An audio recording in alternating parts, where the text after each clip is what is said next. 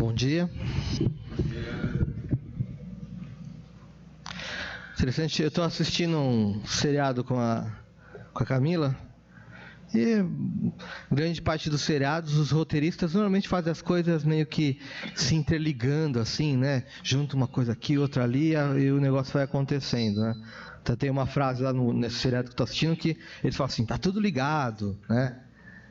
E a gente fica pensando no que a gente vai trazer, a gente pede para Deus orientar, e a gente tem uma proposta aqui de uma igreja diferente, uma liturgia diferente, porque normalmente em outras igrejas aquilo que vai ser pregado às vezes já é escolhido e já colocado ali no meio das músicas, nas leituras, e eu não passei o que eu ia falar para ninguém, né? Não falei com a Magali, não falei com a Rita, não falei com ninguém, né? Mas parece que já sabiam. Ok, então vamos lá.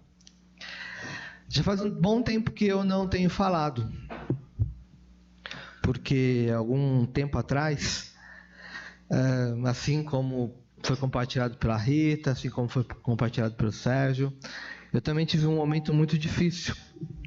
E uma coisa que eu não acreditava que podia acontecer comigo era que eu pudesse cair no tal mal da depressão. Então eu achava que, não, comigo isso não vai acontecer e tal, né? Depressão é para os fracos, né? Para mim não e tal. Eu achava que eu era autossuficiente e isso não ia me alcançar. E aí quando isso me alcançou, fez um estrago muito grande. E dentro desse estrago, assim como a Rita falou, o desejo era de desistir, de sumir, de me trancar, de ficar sem fazer nada. E foi um momento muito, muito difícil, né? E nesse momento muito difícil, algumas coisas que eu vivia, eu deixei de viver. E uma das coisas que eu vivia era a importância que eu via na questão de estudar e de falar das coisas da palavra de Deus para os outros e para mim mesmo. E eu fiquei por um bom tempo longe disso. Aí, alguns dias atrás, o Sérgio Franco perguntou se não estava na hora, né? Acho que está na hora de falar. E eu entendi que sim, né? E quando eu estava nesse momento né, mas o que eu queria falar não era sobre isso, né? Mas quando eu estava vivendo esse momento da dificuldade, da depressão e tal, o Matheus Franco, ele conversando comigo, ele falou assim, cara, uma das formas de você poder sair um pouquinho da depressão e tal, você tem que fazer atividade física. É muito importante fazer atividade física. Aí eu falei, tá bom, né? Então eu vou pensar em alguma coisa. E aí um outro, né, que é o Guilherme Lotu, falou assim, você está precisando fazer atividade física? Eu estou jogando bola lá com o pessoal, vamos lá jogar bola comigo. E aí eu pensei assim, nossa, mas faz uns 6, 7 anos que eu não jogo bola. Mas tudo bem, vamos lá, né? Aí fui jogar bola, eu e o Guilherme lá, tava com os amigos dele. Aí comecei a jogar e tal, né? Corria pra cá, corria pra lá. Aí aqueles jogos de 10 minutos, 2 gols e tal. Aí quando não deu 10 minutos, o meu time já tomou 2 gols. Que eu saí, eu deitei no chão assim e falei assim, acho que eu vou morrer. Não tinha fôlego, não tinha força. Nossa, mas que terrível. Eu falei, meu Deus do céu, né? E agora tal? Aí o outro jogo também foi curtinho, logo em seguida eu já tive que levantar para ir jogar. E eu pensei assim, eu não vou conseguir jogar. Aí eu falei assim, já sei, né? Porque tem que ter um goleiro, né? Falei, vou ficar no gol, assim, no gol não tenho que correr. Aí fui pro gol, né? Falei, não, deixa eu ficar no gol. Não, mas você é só depois. Não, eu fico no gol já. E ali tentando puxar ar, respirando e tal. E aí a bola veio assim, correndo assim no gramado, assim, né? Devagarzinho e tal. E aí eu fui chutar a bola e aí eu torci o pé. Aí eu pensei comigo, eu não acredito, faz um tempo que eu não jogo, e agora vou pensar que eu sou o quê, né? E aí eu, com o pé machucado e tal, foi um perereco, né? Mas é que assim, né, às vezes, acontecem algumas coisas na nossa vida, E a gente acha que a gente vai voltar e tudo vai ser do mesmo jeito. Eu achava que depois de 5 anos sem praticar esporte, vivendo esse momento de sofrimento, de dor, eu achava, sinceramente, que eu ia chegar lá e eu ia jogar igual o Messi, tranquilamente. Nunca joguei igual o Messi, mas eu achava que naquele dia eu ia jogar igual o Messi, né? O quanto que, às vezes, algumas coisas são complicadas para a gente, porque a gente, às vezes, não para entender algo. Eu queria convidar você a ler apenas um versículo comigo. Se você está com sua Bíblia, pode abrir. Se você não está, você pode ouvir. Esse versículo está lá no último livro da Bíblia, que é o livro de Apocalipse, no capítulo 2, e é o versículo 4. É um versículo muito curto, são só 2 frases. O versículo diz assim: contra você, porém, tenho isto: você abandonou o seu primeiro amor. Como o texto é curto, eu vou ler de novo. Contra você, porém, tenho isto: você abandonou o seu primeiro amor. Por que será que Jesus revelou isso para João? Eu fico pensando, né? Por que tem isso aqui da tal do primeiro amor?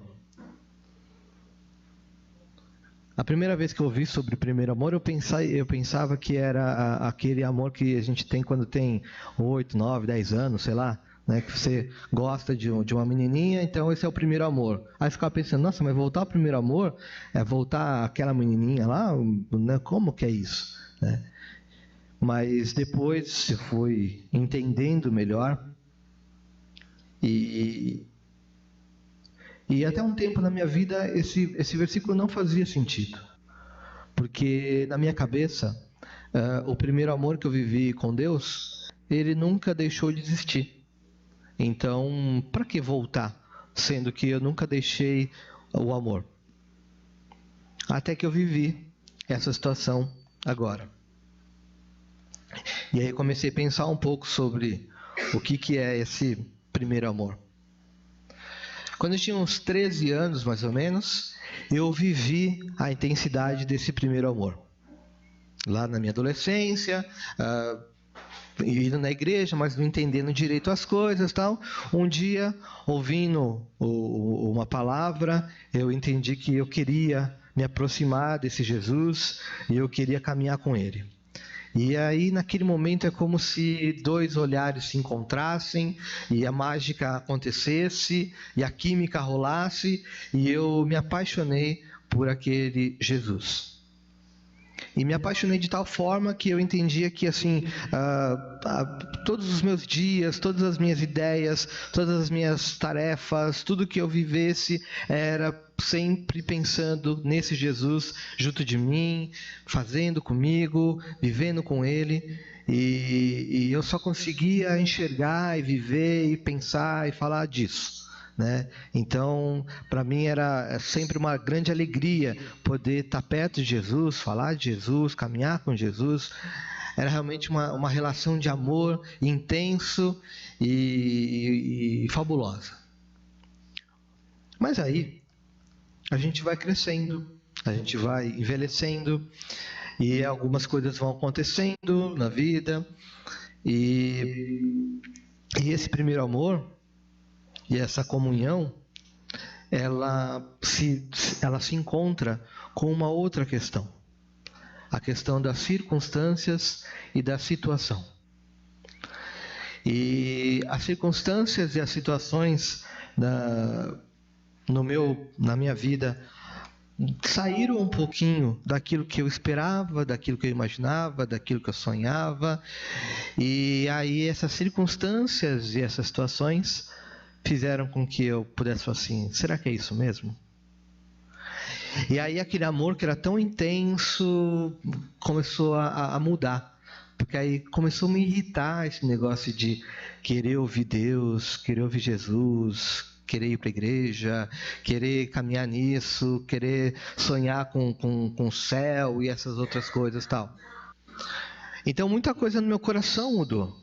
E o que mudou no meu coração foi muito forte por questão das circunstâncias.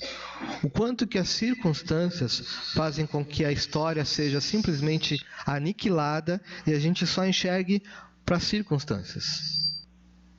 Eu tenho uma cliente que ela só tem uma funcionária. E a funcionária é muito bacana. Tudo que a cliente precisa, né, essa funcionária faz.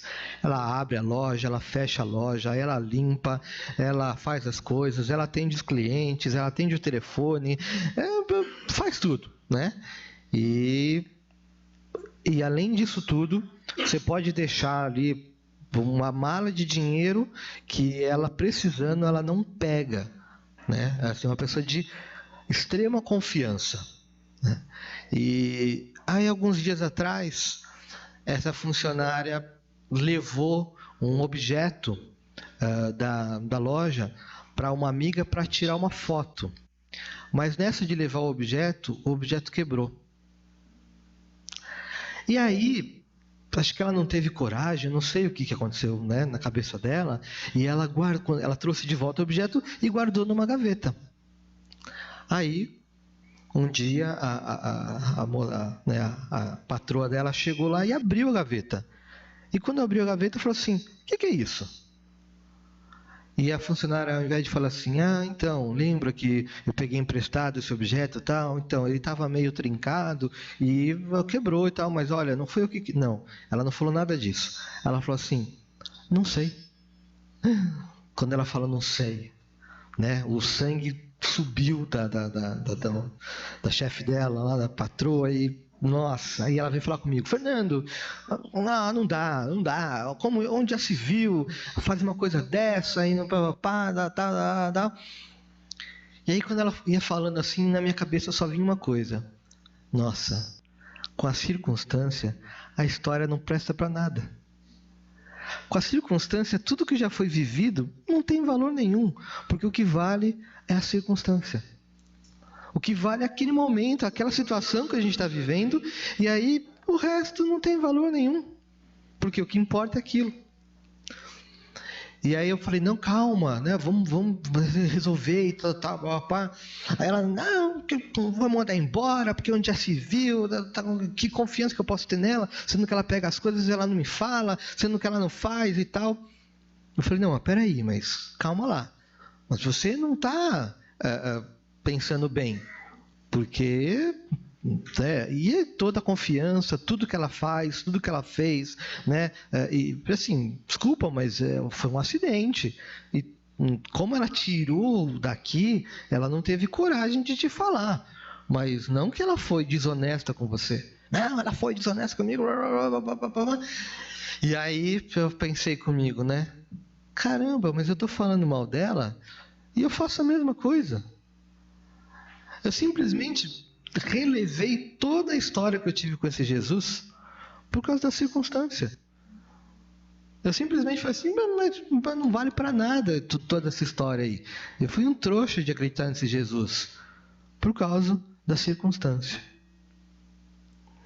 E aí eu pensei, né? Bom, mas como é que eu vou resolver essa situação, né? Porque ela precisa dessa funcionária e está no momento ali importante da empresa dela, tal. Essa funcionária vai contratar outras pessoas, essa funcionária que vai treinar e habilitar as outras pessoas. E falei: vamos tentar resolver isso aí, tal. E aí sentamos, e aí eu comecei a falar sobre isso, sobre circunstância e sobre história, e o quanto que a gente não pode jogar fora a história por causa da circunstância. Eu falei: só que uma coisa que jogando futebol lá eu entendi é que mesmo com a circunstância, nada volta a ser como era antes. Porque como houve uma circunstância, houve uma ferida e cria-se uma cicatriz. E a gente não tem como voltar a viver aquilo como era antes. Não, não dá para voltar a viver aquilo como era antes. E aí a gente tem que ter essa percepção de entender que não tem como ser como era antes. Mas nem por isso a gente tem que jogar fora as coisas. E talvez por isso que João escreveu isso. Porque o versículo 5, depois do versículo 4 aqui que eu li, ele diz assim: lembre-se de onde caiu, arrependa-se, pratique as obras que praticava no princípio. Se não se arrepender, virei a você e tirarei o seu candelabro do lugar dele. Mas há uma coisa a seu favor: você odeia as práticas dos nicolaítas, como eu também os odeio. Aquele que tem ouvidos a ouvir, ouça o que o Espírito diz às igrejas. Ao vencedor darei o direito de comer da árvore da vida que está no paraíso de Deus. Esse texto aqui, ele está num contexto que é uma das cartas que João escreve às igrejas, e aqui no caso é a carta à igreja de Éfeso. E aqui o que ele está colocando é que essa igreja perdeu o primeiro amor, por alguma circunstância. E o que ele diz é: mas espera aí, dá para se arrepender e dá para voltar. Porém, voltando, não será como antes. Porque vai ter essa lacuna, esse gap, vai ter a ferida, vai ter a cicatriz. Mas olha, ele está dizendo, ainda vale a pena voltar. E aí eu fiquei pensando, e como é que eu poderia fazer para voltar? E a resposta também vem da própria igreja, do próprio estar aqui na igreja. Quando eu vivi esse momento dessa dificuldade e tal, a única coisa que eu não abandonei foi a música. Eu pedi para... Viu, Rita? Eu também pedi para sair da liderança, viu? E saí da liderança. E a liderança falou, tudo bem. Ainda bem, que de vez se eu falasse que não, não ia ter jeito, eu não ia ficar mesmo. Mas abandonei várias coisas, Abandonei a ABCJ também, E a única coisa que eu não abandonei foi o piano e a música aqui na igreja. Os amigos aqui não me abandonaram, Eu abandonei os amigos. E aí, um dia tocando aqui, mas tocando totalmente, simplesmente por tocar, por saber juntar as notas, mas sem tocar com o coração, que infelizmente é possível a gente tocar sem o coração. Quando eu estava tocando e tal, chamaram aqui um sujeito que fazia tempo que não vinha na igreja. Até porque ele não mora aqui. Ele mora longe, agora ele está morando aqui, mas ele mora longe, ele mora num outro país. O nome dele é Mário. E aí, quando o Mário estava fazendo uma visita aqui no Brasil e tal, acho que um ano e pouco atrás, aí chamaram o Mário aqui na frente e tal, e aí foram orar pelo Mário, mas aí quando o Mário olhou para mim, aí ele foi e fez um negócio que eu não imaginava o quanto que foi poderoso aquilo na minha existência naquele momento. O Mário, que a gente teve pouquíssimo contato, ele mora no Chile. Sim, agora ele está um pouquinho aqui. Daqui a pouco ele volta para o Chile, que é a terra dele, que ele gosta de lá. Mas o Mário, quando ele olhou para mim e tal, ele foi até o piano, onde eu estava sentado, e o Mário fez um negócio que eu não esperava. O Mário me deu um grande abraço. E o abraço dele foi um abraço muito diferente para mim, porque eu percebi ali o abraço de Deus em mim. O abraço de alguém que estava longe e que falou assim, mas a amizade continua a mesma, vem cá. O meu filho Levi, ele usa muito essas duas palavrinhas. Um abraço. E aí ele vem e abraça. Muitas vezes o Levi vem e, papai, um abraço. E ele vem e abraça.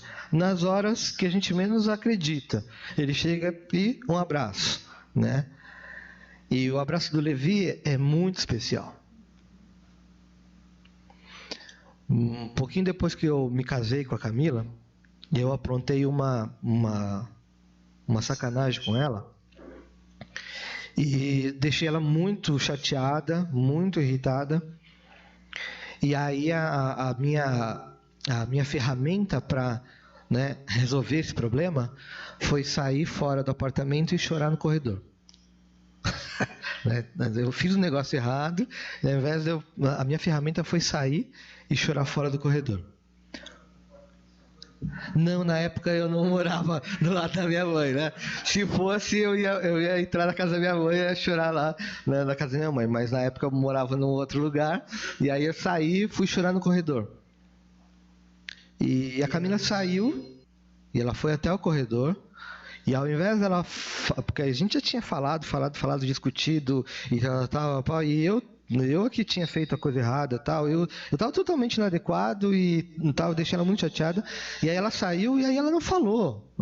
Quando a gente estava dentro de casa discutindo, eu estava tentando argumentar e ela falando e brigando e tal, e eu, né, querendo argumentar, mas não tinha jeito, né? Eu sabia que eu estava errado, né? É complicado argumentar quando a gente sabe que está errado. E aí quando eu saí pro hall, ela saiu e aí ela não falou mais nada. A única coisa que ela fez foi saiu e me deu um abraço. E aí realmente aí que eu me destruiu e aquilo, e eu chorava, que eu não conseguia parar de chorar. E aí quando eu comecei a pensar no poder do abraço. A Bíblia fala de alguns abraços especiais. Talvez o abraço mais especial que a Bíblia fale, né, é quando Jesus conta uma história. E Jesus conta a história de um moço que simplesmente matou o pai. Matou o pai no coração. Falou assim: pai, me dá minha herança que eu vou embora. E o moço foi embora e não queria saber mais de nada, tal. Até que acabou todos os recursos, até que, né, a vida dele modificou-se muito e até que ele se arrependeu. Ele falou assim: bom, né, eu sou trouxa porque eu estou aqui passando dificuldade, sendo que eu podia estar com meu pai. E ao se arrepender, ele volta, e quando ele volta, o pai, quando vê ele lá longe, o pai corre, e o que o pai faz é abraça. Tem aqui, né, o quadro que ilustra isso, né? O abraço desse pai com esse filho. Tem uma canção do Jota Quest. Normalmente a gente ouve Jota Quest nas formaturas e tal, então a gente nem para pensar que pode ser que tenha letras inteligentes no Jota Quest, porque parece que as letras do Jota Quest é só para dançar. Mas tem uma música do Jota Quest que diz assim, né? O melhor lugar do mundo está dentro de um abraço, né? E aí depois a música continua e ela fala assim, né? Que tudo que está acontecendo com um abraço se dissolve. Acho interessante quem pensou nisso. Como é que um abraço pode dissolver as circunstâncias? E eu experimento isso e eu digo que é verdade. Um abraço pode dissolver as circunstâncias.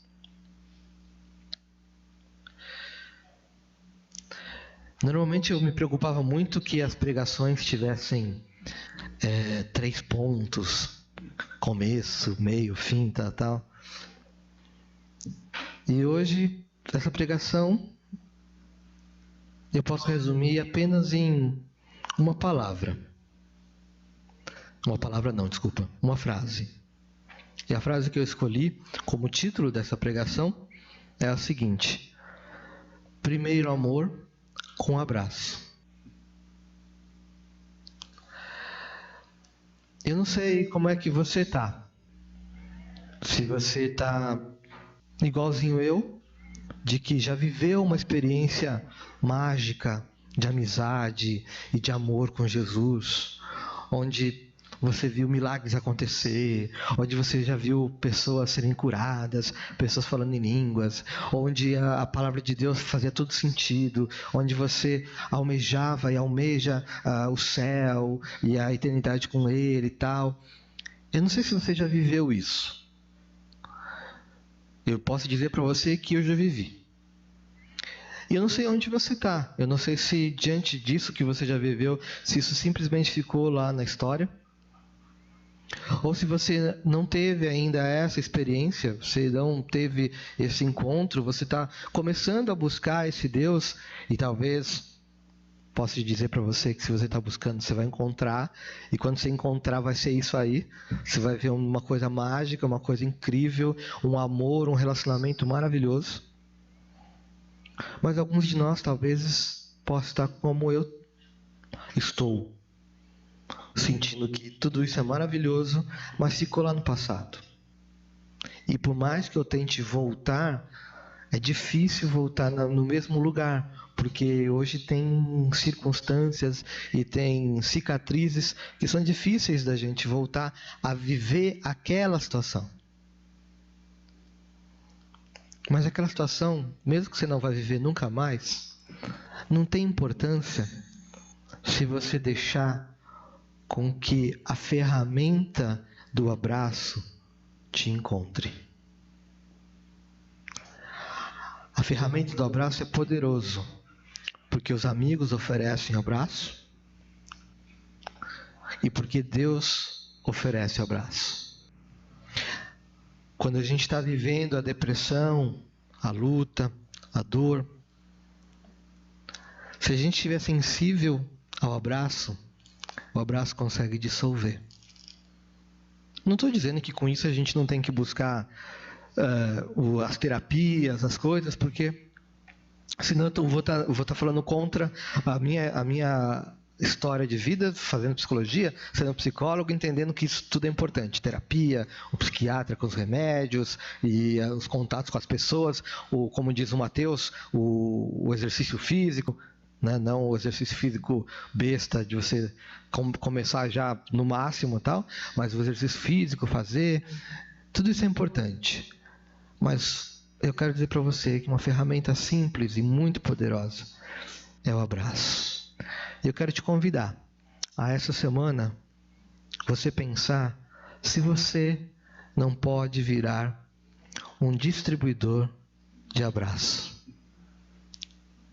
Olha para as circunstâncias da sua vida, olha para as coisas que você está vivendo, olha para as pressões, para as inquietações, e pergunta para você mesmo assim: será que eu consigo dissolver isso com o abraço?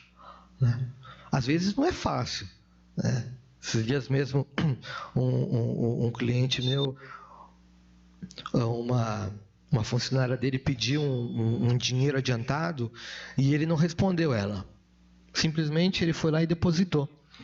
Quando ela viu que foi depositado dinheiro na conta dela tal, ela falou assim: ai, patrão, muito obrigado. Olha, posso te pedir uma coisa? Posso te dar um abraço?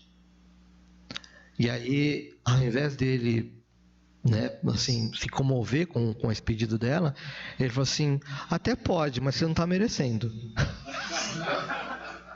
Viu? Ela foi destruída com isso.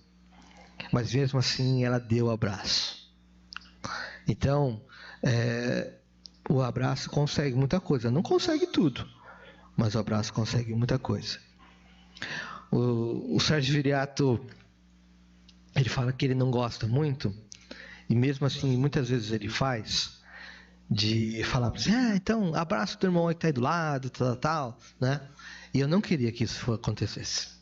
Eu não quero que você abrace o irmão que está do teu lado. Porque às vezes pode ser que quem esteja do teu lado você não conhece e assim, vai ser simplesmente um abraço para cumprir tabela. E não é esse o meu convite a você. O meu convite a você é: decida, resolva e distribua abraços. Tá?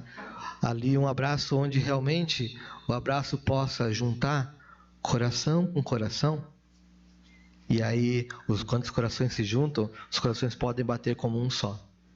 Alguns autores dizem que o abraço tem a capacidade de produzir eu esqueci o termo, que é a oxitonina. Hã? Né? Então, que é aquela experiência do prazer, né?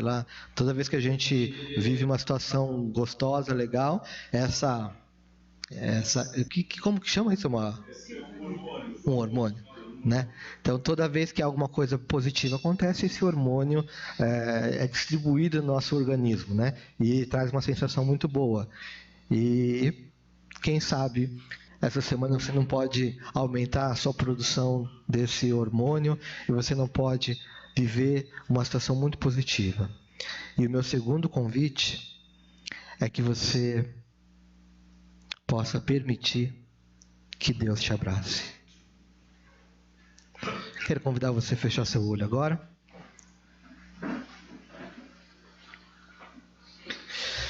E eu vou fazer esse pedido para Jesus.